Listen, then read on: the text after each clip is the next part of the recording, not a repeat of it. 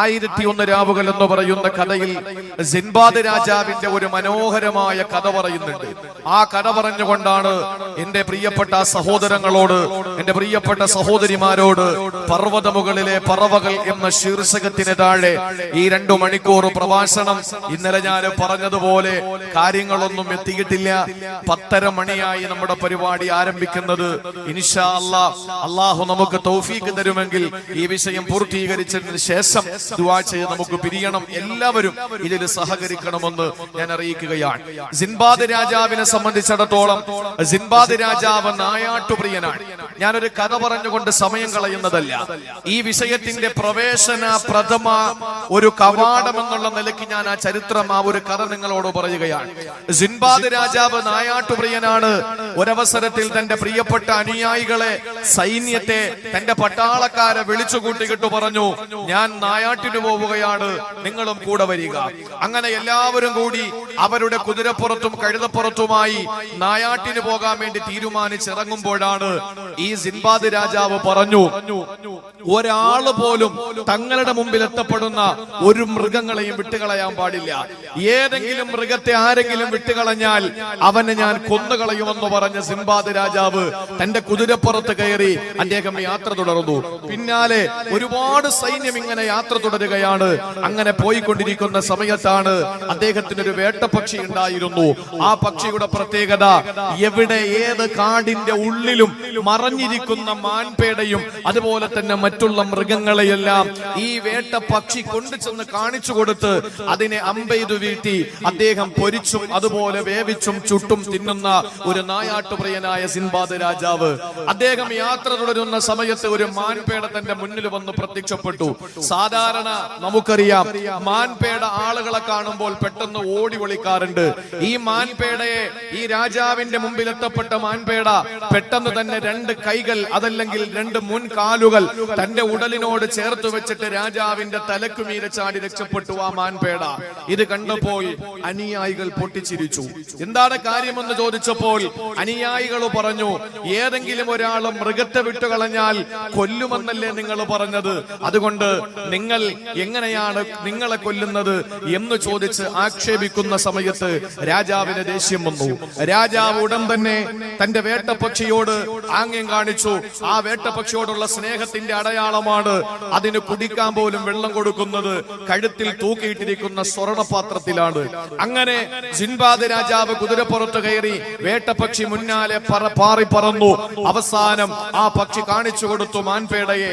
മാൻപേടയെ എയ്തു വീഴ്ത്തിയ സിൻബാദ് രാജാവ് ആ മാൻപേടയെ പിടിക്കാൻ വേണ്ടി ഓടുന്ന പരിശ്രമത്തിന്റെ, ആ അശ്രാന്ത പരിശ്രമത്തിന്റെ ഒരു അവസാനം വിശ്രമത്തിനു വേണ്ടി ഒരു മരത്തിന്റെ ചുവട്ടിൽ അദ്ദേഹം ചാരിയിരുന്നു അത്രേ. ആ സമയത്ത് ആ മരത്തിന്റെ ചുവട്ടിലൂടെ വെണ്ണയ്ക്ക് സമാനമായ വെള്ളം ഒഴുകുകയാണ്. എണ്ണയ്ക്ക് സമാനമായ കട്ടിയുള്ള പാനീയം ഇങ്ങനെ ഒഴുകിക്കൊണ്ടിരിക്കുകയാണ്. സിൻബാദ് രാജാവ് ഉടൻ തന്നെ വേട്ടപ്പക്ഷിയെ കയ്യാട്ടി വിളിച്ചു അടുത്തേക്ക് വന്നു.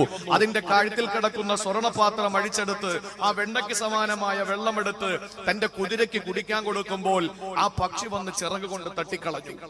ദേഷ്യം വന്ന രാജാവ് പെട്ടെന്ന് ആ പാത്രമെടുത്തു, വെള്ളമെടുത്തിട്ട് ഇനി ആദ്യം പക്ഷിക്ക് കൊടുക്കാതെ കുതിരയ്ക്ക് കൊടുത്തത് കൊണ്ടാകണം ദേഷ്യപ്പെട്ടതെന്ന് മനസ്സിലാക്കിയിട്ട് കുതിരയ്ക്ക് കൊടുക്കാതെ പക്ഷിക്ക് കൊടുത്തപ്പോൾ ആ പക്ഷിയും തട്ടിക്കളഞ്ഞു.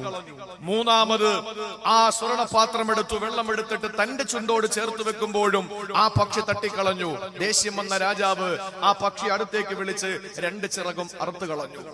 സങ്കടത്തോടെ ഒരു നിമിഷം തന്റെ ക്രോധം, തന്റെ ദേഷ്യം, തന്റെ കോപം, തന്റെ കലിയടക്കാൻ കഴിയാതെ ആ പക്ഷിയെ അറുത്തുകളഞ്ഞ ദേഷ്യത്തോടെ അദ്ദേഹം സങ്കടപ്പെട്ടുകൊണ്ട് തന്റെ മടിയിലെടുത്ത് കിടത്തിയിട്ട് പക്ഷിയുടെ മുഖത്തേക്ക് നോക്കുമ്പോൾ പക്ഷി രാജാവിന്റെ മുഖത്ത് നോക്കിയില്ല, മറിച്ച് ആ വൃക്ഷത്തിന്റെ മുകളിലേക്ക് നോക്കി നിൽക്കുകയാണ്. എന്താണ് അത്ഭുതമെന്നറിയാൻ രാജാവ് വൃക്ഷത്തിന്റെ മുകളിലേക്ക് നോക്കുമ്പോൾ കാണുന്നത് ഉഗ്രവിഷമുള്ള സർപ്പം ആ വൃക്ഷത്തിന്റെ മുകളിൽ ഇങ്ങനെ ഒരുപാട് കുഞ്ഞുങ്ങളുമായിട്ട് മരത്തിന്റെ ചില്ലയിൽ കിടക്കുകയാണ്. ആ വൃക്ഷത്തിന്റെ ശിഖരത്തിൽ ചില്ലകളിൽ നിന്ന് ഈ പാമ്പിന്റെ വിഷം കലർന്ന വെള്ളമാണ് വെണ്ണയ്ക്ക് സമാനമായി മരത്തിന്റെ ചുവട്ടിലൂടെ ഒഴുകിക്കൊണ്ടിരുന്നത്. കുതിര ചത്തുപോകാതിരിക്കാൻ, രാജാവ് ചത്തുപോകാതിരിക്കാൻ, പക്ഷി ചത്തുപോകാതിരിക്കാൻ ആ പക്ഷി തന്റെ ചിറക് കൊണ്ട് പാനപാത്രം തട്ടിക്കളഞ്ഞതാണ് എന്ന് രാജാവിന് മനസ്സിലാക്കാൻ കഴിഞ്ഞത് ആ പക്ഷിയുടെ 2 ചിറകുകളും മുറിച്ചു കളഞ്ഞതിന് ശേഷമാണ് എന്ന് സിൻബാദ് രാജാവിനെ പറ്റി 1001 ആയിരത്തിയൊന്ന് രാവുകൾ എന്ന് പറയുന്ന കഥാപുസ്തകത്തിൽ എഴുതിയിരിക്കുന്നുവെങ്കിൽ എന്റെ പ്രിയപ്പെട്ട സഹോദരങ്ങളുടെ മുമ്പിൽ എനിക്കിന്ന് പറയാനുള്ള വിഷയം വളരെ സുപ്രധാനമായി നാം കേൾക്കേണ്ട വിഷയമാണ്. പ്രത്യേകിച്ച് ഈ കാലഘട്ടത്തിൽ എന്റെ പ്രിയപ്പെട്ട സഹോദരങ്ങൾ എത്ര ക്ഷീണമുള്ളവരാണെങ്കിലും എത്ര തിരക്കുള്ളവരാണെങ്കിലും 2 മണിക്കൂർ എന്റെ പ്രഭാഷണം ശ്രവിക്കണമേ എന്ന് ഞാൻ ആവശ്യപ്പെട്ടുകൊണ്ട് എന്റെ പ്രിയപ്പെട്ട സഹോദരങ്ങളോട് പറയുന്നു. അള്ളാഹു എല്ലാ കഴിവുകളും കൊടുത്തിട്ടുള്ള ഒരു വിഭാഗമാണ് മനുഷ്യൻ. ചിലപ്പോൾ അള്ളാഹു തആല പക്ഷികൾക്ക് മനുഷ്യനേക്കാൾ കഴിവ് കൊടുത്തതായിട്ട് ചരിത്രത്തിൽ നമുക്ക് കാണാൻ കഴിയും. അതിന്റെ ഖുർആനികമായ തെളിവുകൾ 3 ഒരു 5 മിനിറ്റിന്റെ ഉള്ളിൽ പറഞ്ഞുകൊണ്ട് ഇൻഷാ അല്ലാഹ് ഞാൻ എന്റെ വിഷയത്തിലോട്ട് കടന്നു വരികയാണ്. സിൻബാദ് രാജാവിന്റെയും 1001 രാവ് കഥയുടെയും അതൊന്നും നമ്മുടെ ഒരു ചർച്ചാ വിഷയമാക്കേണ്ട കാര്യമല്ല. അത് നമുക്കൊരു പ്രാമാണികതയല്ല. അതുകൊണ്ട് തന്നെ ഖുർആനിലൂടെ അല്ലാഹു തആല മനുഷ്യന് കഴിവ് കൊടുത്തു, മനുഷ്യനെ ആദരിച്ചു എന്ന് പറഞ്ഞാലും വലഖദ് കറംനാ ബനി ആദമ, മനുഷ്യ സന്തതികളെ നാം ബഹുമാനിച്ചിരിക്കുന്നു, ആദരിച്ചിരിക്കുന്നുവെന്ന് പരിശുദ്ധമായ ഖുർആനിലൂടെ അല്ലാഹു റബ്ബുൽ ഇസ്സത്ത് പ്രതിപാദിക്കുമ്പോൾ മനുഷ്യനേക്കാൾ ചില ഘട്ടങ്ങളിൽ, ചില സമയങ്ങളിൽ, ചില സന്ദർഭങ്ങളിൽ അല്ലാഹു ചില പക്ഷികൾക്ക് കഴിവ് കൊടുത്തതായി നമുക്ക് കാണാൻ കഴിയും. സഹോദരങ്ങളെ, അതിൽ ഒന്നാമത്തെ ഖുർആനികമായ തെളിവ് എവിടെയെന്നറിയുമോ? സൂറത്തുൽ മാഇദയിലൂടെ പടച്ചതമ്പുരാനെ പരിചയപ്പെടുത്തുന്ന ചരിത്രമാണ്. ആദ്യത്തെ മനുഷ്യനായ ആദം നബി അലൈഹിസ്സലാത്തു വസ്സലാമിന്റെ പ്രിയപ്പെട്ട പൊന്നുമക്കളായ ഹാബീലും ഹാബീലും എന്ന് പറയുന്ന പൊന്നുമക്കള് തമിഴ്നാട്ടിലെ രാമേശ്വരത്ത് വെച്ച്, സഹോദരങ്ങളെ, തമിഴ്നാട്ടിലെ രാമേശ്വരത്ത് വെച്ച് രാഷ്ട്രപതിയായിരുന്ന APJ അബ്ദുൽ കലാമിനെ മറമാടിയിട്ടുള്ള രാമേശ്വരമുണ്ടല്ലോ, തമിഴ്നാട്ടിലെ രാമേശ്വരത്ത് വെച്ച് ഹാബീൽ എന്ന പേരുള്ള തന്റെ പൊന്നുമോന് ഹാബീൽ എന്ന് പറയുന്ന പൊന്നുമോനെ കൊന്നുകളഞ്ഞ സംഭവം നമുക്കറിയുമല്ലോ. അത് വിശാലമാണ്, പറയാൻ നമുക്ക് സമയമില്ല. പ്രിയപ്പെട്ട സഹോദരങ്ങളെ, വിശുദ്ധമായ ഖുർആൻ സൂറത്തുൽ മാഇദയിലൂടെ അല്ലാഹു പറയുകയാണ്, ഫബഅസല്ലാഹു ഖുറാബാ, തന്റെ സഹോദരനെ, തന്റെ കൂടപ്പിറപ്പിനെ ഒരു വേള കൊന്നുകളഞ്ഞിട്ട് ഒരു പെണ്ണിന്റെ തൊലിവെളുപ്പിന് വേണ്ടിയിട്ട് അസൂയയുടെ പേരില് ഒരു പെണ്ണിന് വേണ്ടിയിട്ട് എന്റെ ശബ്ദം ശ്രവിക്കുന്ന കാസർഗോഡ് ജില്ലയിലെ സഹോദരങ്ങളോട്, സഹോദരിമാരോട് പറയാനുള്ളത്, ആദ്യമായി ലോകത്ത് നടന്ന കൊലപാതകം എന്തിനു വേണ്ടി കിട്ടുന്നറിയോ? പണത്തിന് വേണ്ടി കിട്ടല്ല, പ്രശസ്തിക്ക് വേണ്ടി കിട്ടല്ല, അധികാരത്തിന് വേണ്ടി കിട്ടല്ല. പ്രിയപ്പെട്ടവരെ, എന്തിനാണ് ആദ്യത്തെ കൊലപാതകം നടന്നതെന്നറിയോ? അത് പെണ്ണിന് വേണ്ടി കിട്ടാണ്. ഒരു തൊലിവെളുത്ത പെണ്ണിനോടൊപ്പം ഒരു രാത്രി ഒന്ന് കിടക്കാൻ വേണ്ടി കിട്ടാണ്. ഹാബീൽ എന്ന് പറയുന്ന പൊന്നുമോ, ഹാബീൽ എന്ന് പറയുന്ന കൂടപ്പുറപ്പിനെ കൊന്നിട്ട് എന്ത് ചെയ്യണമെന്നറിയില്ല. ആ ശവശരീരം എടുത്ത് തോളത്തിട്ടുകൊണ്ട് നടക്കുകയാണ്.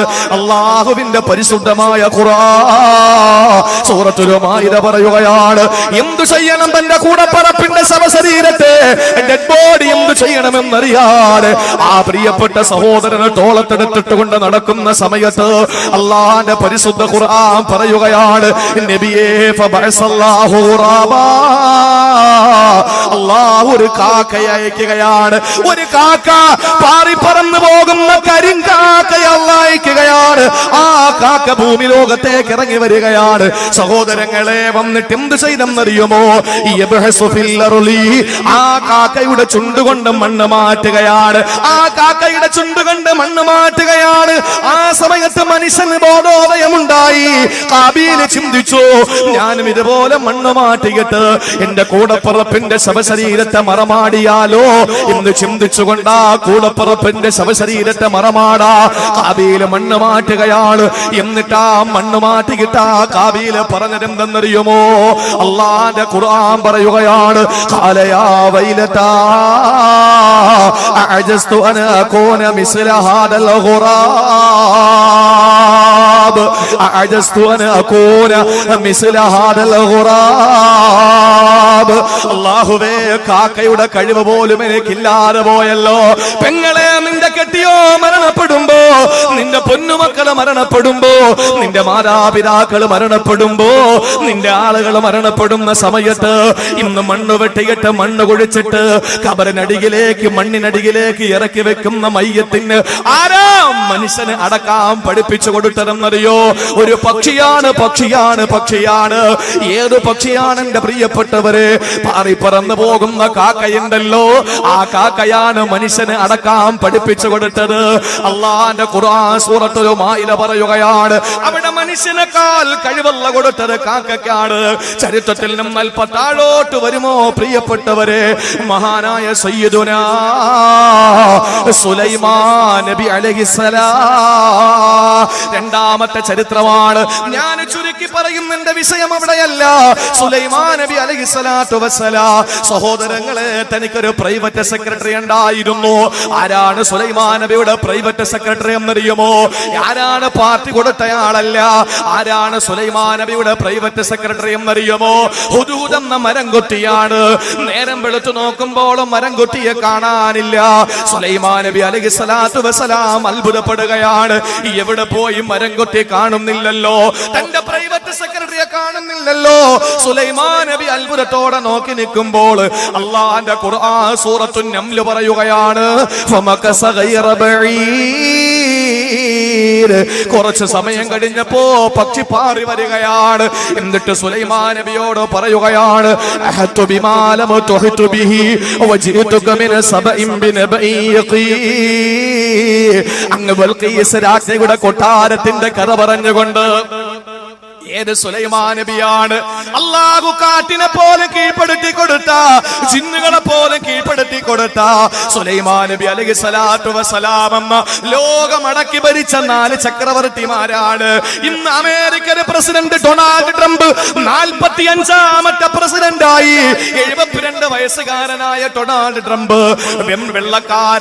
വെള്ളക്കാരന്റെ വംശീയ വെറിയോടെ കയറി വന്ന ഡൊണാൾഡ് ട്രംപ് പ്രിയപ്പെട്ടവരെ അധികാരത്തിലെത്തിയപ്പോൾ താനാണ് ലോകം മുഴുവനും ഭരിക്കുന്നതെന്ന് പറഞ്ഞപ്പോൾ ഡൊണാൾഡ് ട്രംപേ, ലോകമടക്കി ഭരിക്കുന്നവരിൽ 4 പ്രധാനികൾ ഉണ്ടായിരുന്നു. നീ ഒരു അമേരിക്കയല്ല ഭരിക്കുന്നത്, 70 രാജ്യങ്ങളിൽ നിന്ന് 85 ലക്ഷത്തോളം മുസ്ലിമീങ്ങള് ഇന്ന് അമേരിക്കയിൽ താമസിക്കുകയാണ്. ചിന്തിക്കണം, 70 രാജ്യങ്ങളിൽ നിന്നായി 85 ലക്ഷത്തോളം മുസ്ലിമീങ്ങൾ ഇന്ന് ഡൊണാൾഡ് ട്രംപിന്റെ അമേരിക്കയിലുണ്ട്.